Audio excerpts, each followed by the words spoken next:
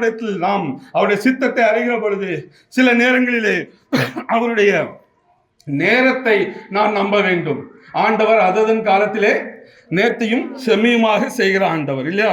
So ஒவ்வொன்றும் அவருக்குன்னு ஒரு காலம் இருக்கும். அந்த காலத்தில தான் ஆண்டவர் அதை செய்வார். அவரே சரியான நேரத்தில் வந்தார். கலாத்தியர் 4:5 பார்க்கும் பொழுது கூட காலம் நிறைவேறின போது என்று சொல்லி ஸ்ரீயின் இடத்தில் பிறந்தவரும் நியாயப்பிரமாணத்துக்கு கீழானவருமான தம்முடைய குமாரனை தேவன் அனுப்பினார். காலம் நிறைவேறின போது அவர் வருவதற்கே ஒரு காலம் இருந்தது. சங்கீதம் 31:15 பார்க்கும் பொழுது தாவீது சொல்லுகிறார், தாவீது என் காலங்கள் உமது கரத்தில் இருக்கிறது என்று சொல்லுகிறார். அப்போ ஒவ்வொருவருக்கும் ஒரு காலம் உண்டு. இன்னைக்கு ஜெபிச்சு நாளைக்கு நடக்குன்னு ஆசைப்படாதுங்க. நாளை ஒரு காரியத்துக்கு 6 வருஷமா காத்து கொண்டிருக்கிறேன், இன்னைக்கும் காத்து கொண்டிருக்கிறேன், நிச்சயமாக சொல்லுகிறேன் நிறைவேறும். ஒருவேளை அடுத்த வருஷம் வரைக்கும் நிறைவேறும், உங்களுக்கு சாட்சியாக சொல்லுகிறேன். இப்பொழுது சொல்லவில்லை, 6 வருஷமாக காத்து கொண்டிருக்கிறேன், ஆனால் ஒரு நம்பிக்கை நிச்சயமாக நிறைவேறும்.